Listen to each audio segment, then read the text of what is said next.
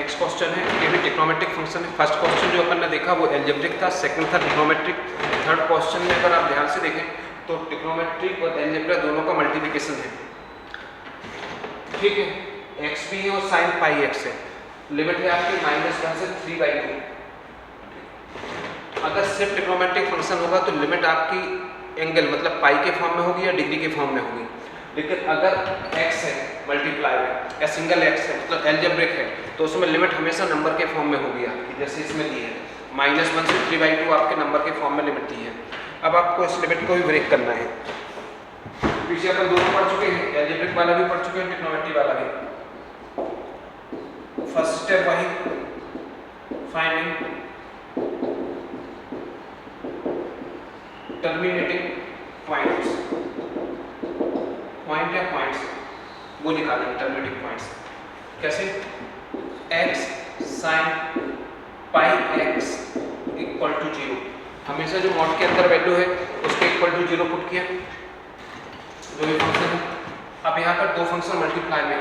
अपन जानते हैं कभी भी दो फंक्शन मल्टीप्लाई में हो और इक्वल टू 0 हो उनको इंडिविजुअली x इक्वल टू 0 और sin pi x equal to 0 लिख सकते हैं। एक वैल्यू तो x की 0 आ गई, x इक्वल टू 0 दिया तो एक तो 0 आ गया, हमारा टर्मिनेटिंग पॉइंट एक 0 मिल गया। सेकंड लिखा है sin pi x equal to 0, तो यहाँ पर आपको देखना पड़ेगा कि sin 0 कब देता है।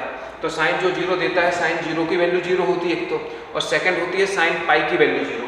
तो आप इसको लिख सकते हो sin pi x equal to sin pi, so pi x equal to pi, so x equal to 1। तो आपके दो टर्मिनेटिंग पॉइंट मिल गए, 0 और 1। 0 भी मिल गया और 1 भी मिल गया।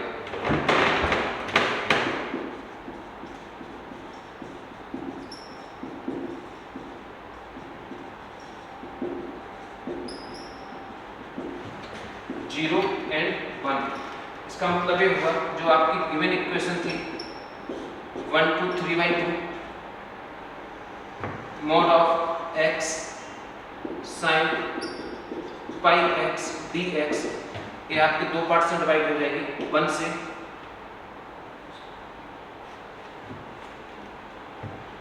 1 to 0 x sin pi x dx plus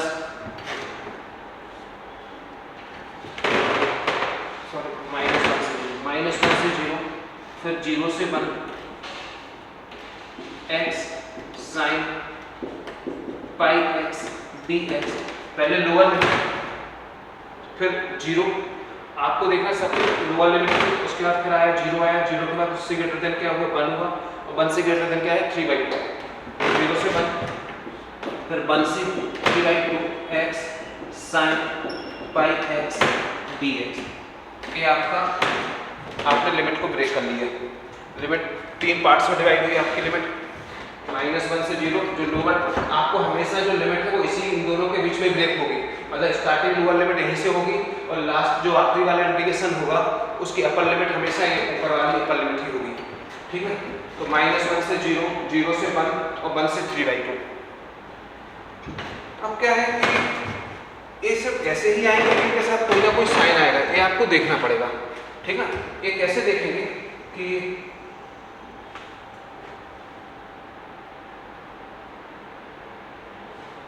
equation first, ये रफ है मतलब इसको फाइनल नहीं है, इसको फाइनल अभी लिखेंगे अपन। इनके साथ में कोई ना कोई साइन आएगा, किसी के साथ पॉजिटिव आएगा, किसी के साथ नेगेटिव आएगा। सो इनके लिए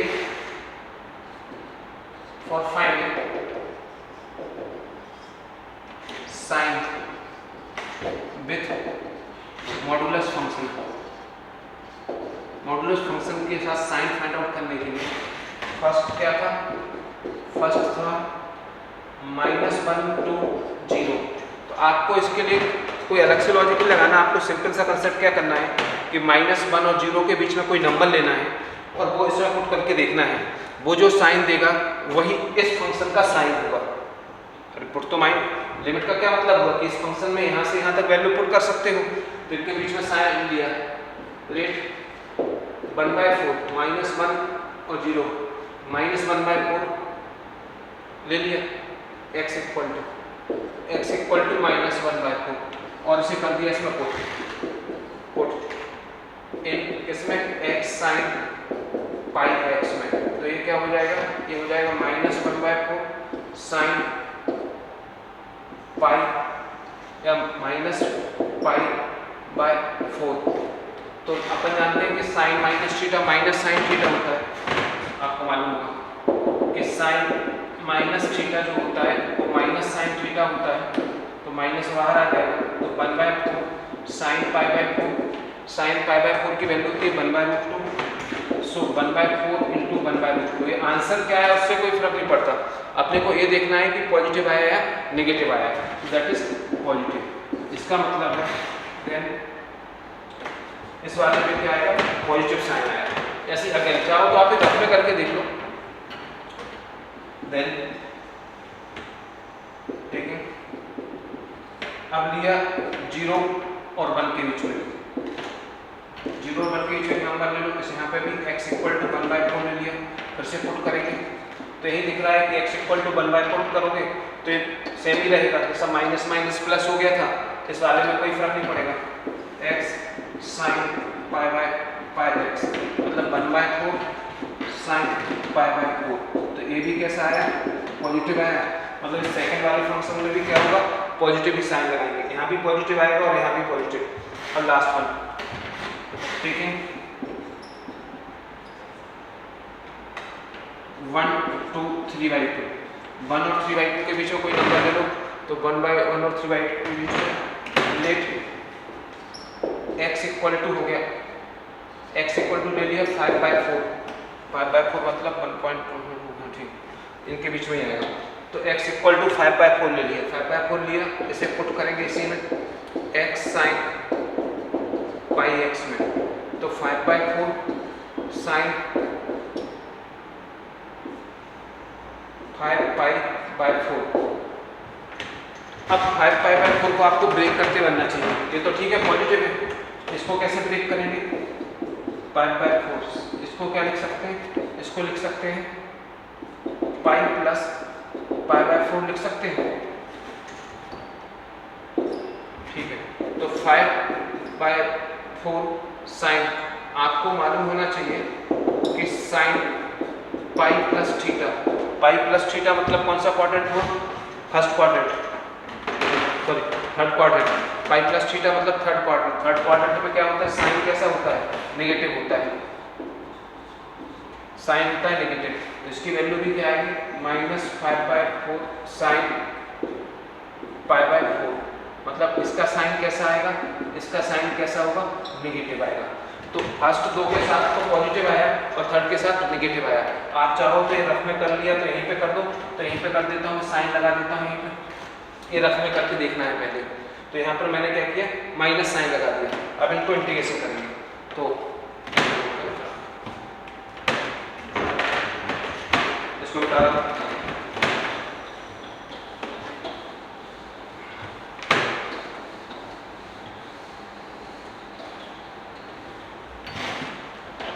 इससे देखा पॉजिटिव साइन आया यहाँ पे, तो मैंने पॉजिटिव लगा दिया, पॉजिटिव लिखते नहीं है। सिमिलरली सेकंड वन से देखा तो इसमें भी पॉजिटिव आया, तो इसमें भी पॉजिटिव, जब इसको सॉल्व किया तो इससे नेगेटिव आया। जरूरी कि आप यही -1/4 + 1/4 या 5/4 आप कुछ भी लेना है, लेकिन वो इन दोनों के बीच में बिलोंग करना चाहिए, बिलोंग बिटवीन -1 to 0। सिमिलरली इसमें 0 to 1 के बीच में बिलोंग, तो लास्ट वाले में क्या था, 1 to 3/2 के बीच में बिलोंग करना चाहिए। तो आप ऐसा कोई भी नंबर लेके चेक कर सकते हो, वो जो साइन देता है वही यहाँ पर फंक्शन के साथ में साइन आएगा।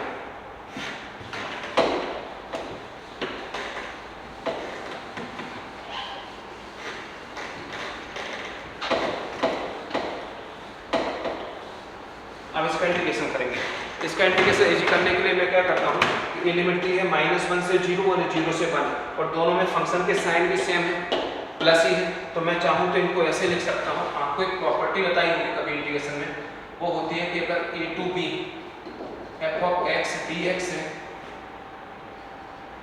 Plus b to c f(x) dx है, तो आप इसे a to c f(x) dx लिख सकते हैं। अगर दोनों के साइन सेम है और फंक्शन सेम है तो बीच की जो कॉमन लिमिट है उसको हटा सकते हैं।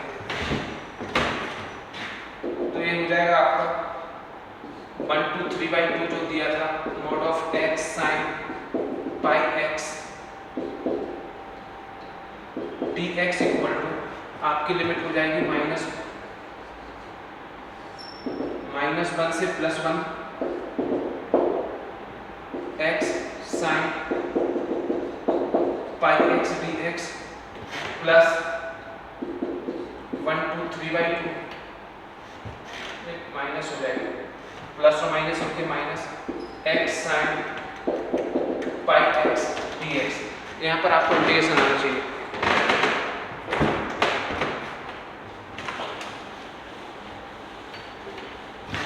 फर्स्ट टू सेकंड का फार्मूला सबको पता होगा, मैं फिर भी बताता हूँ।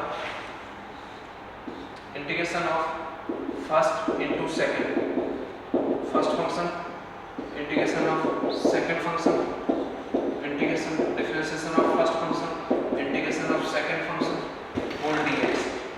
एक और सक्सेसिव इंटीग्रल करके एक शॉर्ट ट्रिक होती है, वो मैं अभी यूज नहीं कर रहा हूँ, अभी सिंपल ऐसे ही चलता है।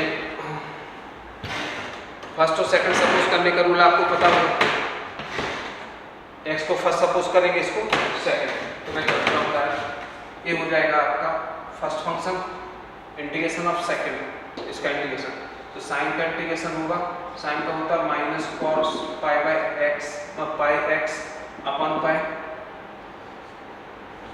माइनस इंटीग्रेशन ऑफ फर्स्ट का डिफरेंशिएशन मतलब x का 1, इसका फिर से वही cos pi x upon pi dx। ये लिमिट है -1 से 1 माइनस। सिमिलरली फर्स्ट इसका integration minus cos pi x by pi minus 1 minus cos pi x by pi. ये लिमिट है आपके 1/2 so minus x cos pi x upon pi minus minus plus cos का integration होता है sine, तो sine pi x upon pi square -1/1 minus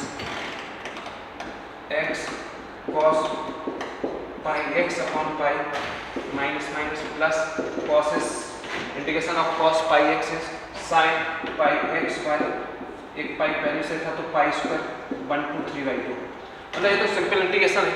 आपका जो mains line लगा था वो यहाँ तक था। इसके बाद आप सिंपल इंटीग्रेशन करें, जो कुछ है वन से लिमिट करते हैं -1 cos pi by pi plus sin pi upon pi square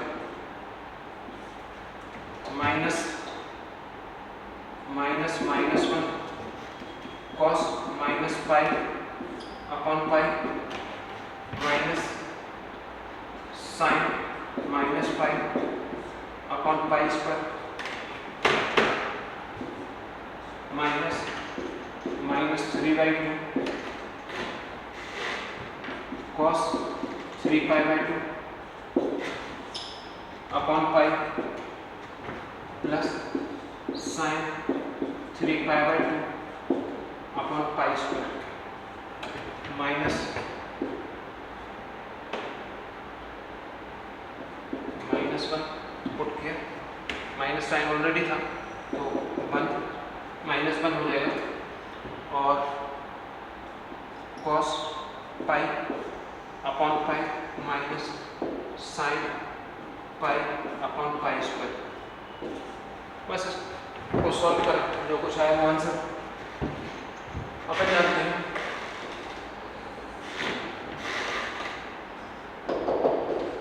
sine minus pi is minus sine pi और साइन पाई की वैल्यू होती है 0। Similarly cos minus pi is cos pi और cos पाई की वैल्यू जो होती है वो होती है -1। सो डायरेक्ट पुट कर देंगे। फर्स्ट वन हो जाएगा -1 इंटू -1 अपॉन पाई, ए 0 हो गया, ए भी आपका -1 अपॉन पाई, ए भी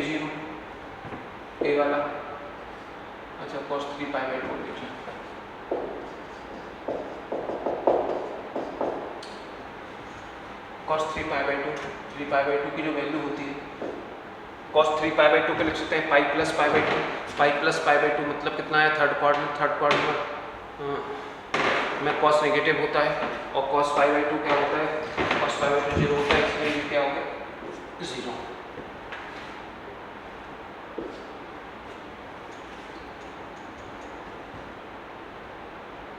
हाँ ठीक है, यहाँ पे जीरो और एक है साइन 3π/2, साइन 3π/2 भी थर्ड क्वाड्रेंट में, उसमें साइन नेगेटिव होता है तो -1, साइन 3π/2 की वैल्यू होती है -1 अपॉन पाई स्क्वायर, तो माइनस माइनस प्लस ये -1 अपॉन पाई -0, तो ये हो गया 1 अपॉन पाई प्लस 1/पाई प्लस 1 अपॉन पाई स्क्वायर -1/पाई, तो ये दोनों कैंसिल हो गए, इसका आंसर आ गया 1 upon pi plus 1 upon pi square.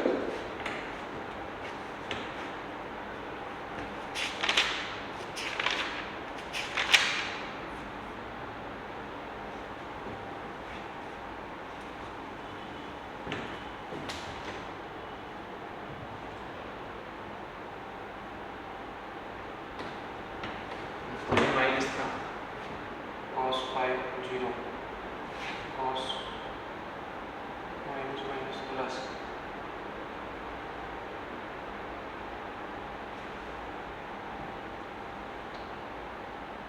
तो 3/2 ये यहाँ पे माइनस होगा, तो माइनस माइनस प्लस होगा, फिर प्लस होगा 1/पाई, तो ये हो जाएगा 3π, तो ये इसका आंसर है। तो सिंपल है, आपको मैंने चीज़ जो समझने की थी वो यहाँ तक थी, फिर पूरा क्वेश्चन तो सिंपल इंटीग्रेशन है, फर्स्ट इंटू सेकंड लगा बुक डाउन करें।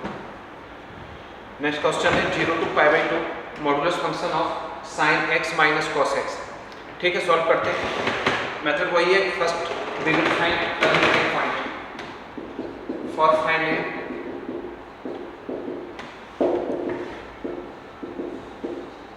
Terminating point. जो भी मॉडुलस के अंदर फंक्शन है उसके इक्वल टू 0 पुट कर देंगे। मॉड के अंदर जो भी फंक्शन गिवन है उसके इक्वल टू 0 पुट कर देंगे। अब आपने कभी पढ़ा होगा ट्रिग्नोमेट्री में, एक स्टैंडर्ड फॉर्म आपको कभी पढ़ाएगा होगा sin x plus b cos x हो, तो इसको सिंगल फंक्शन में कैसे कन्वर्ट करते हैं। अगर आपको याद नहीं तो पीछे देखना, मैं डायरेक्ट लिखता हूँ। दोनों साइड क्या करते हैं, बोथ साइड डिवाइडेड बाय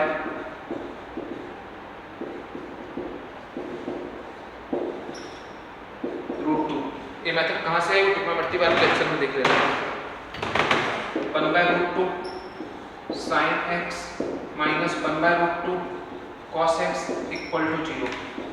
इसको लिख सकते हैं cos π/4 sin x, इसको लिख सकते हैं sin π/4 cos x, जिससे ये बन गया sin x माइनस π/4 का फार्मूला। अब sin x minus π/4, sin x में 0 किसकी वैल्यू होती है, sin 0 की वैल्यू 0 होती है, तो x माइनस π/4 इक्वल टू 0, तो x इक्वल टू आ गया π/4। यही आपका टर्मिनेटिंग पॉइंट है, x इक्वल टू π/4 आपका टर्मिनेटिंग पॉइंट है। निकालना किसी टर्मिनेटिंग पॉइंट हमेशा इनके बीच में ही आएगा, जो ये लिमिट दी है, लोअर लिमिट अपर लिमिट, इनसे बाहर नहीं जाएगा, इनके बीच में ही π/4 ही आता है। ये तो sin 0 तो बहुत कुछ पे देता है, पाई पे भी देता है, 2π पे भी देता है, 3π पे भी देता है, वो नहीं लेना। इन दोनों के बीच में टर्मिनेटिंग पॉइंट फाइंड आउट करना था, इसलिए sin 0 पे 0 लिया। देन आपका जो 0 to π/2 sin x माइनस cos x dx है, इसे लिख सकते हैं 0 से π/4 sin x माइनस cos x dx प्लस π/4 से π/2 sin x माइनस cos x dx। Sine x का इंटीग्रेशन करेंगे, साइन एक्स का होता है माइनस कॉस एक्स, कॉस का sine x 0 to π/4 plus sine का फिर से माइनस कॉस एक्स, कॉस का फिर साइन एक्स π/4 से π/2, upper limit minus lower limit, समझते होंगे। अपर लिमिट पुट करते हैं, पहले एक्स को रिप्लेस करते हैं अपर लिमिट से, फिर माइनस लोअर लिमिट से। मैं डायरेक्ट कर रहा हूँ cos π/4 minus sine π/4 minus lower limit put करेंगे तो माइनस माइनस प्लस हो जाएगा cos 0, similarly A B plus sine 0 plus plus के माइनस ले लेंगे माइनस, तो cos π/2 minus sine π/2, upper limit minus lower limit put करेंगे तो minus minus plus cos π/4 plus sine π/4। बस इसको सॉल्व कर दो। वैसे साइन π/4 से साइन π/4 कैंसिल हो रहा है, cos π/4 से cos π/4 कैंसिल हो रहा है, cos 0 की वैल्यू 1 होती है, sin 0 0 होता है, cos π/2 0 होता है, sin π/2 1 होता है, तो इस पूरे का आंसर आ गया 1 - 0। ये इसका आंसर नोट डाउन।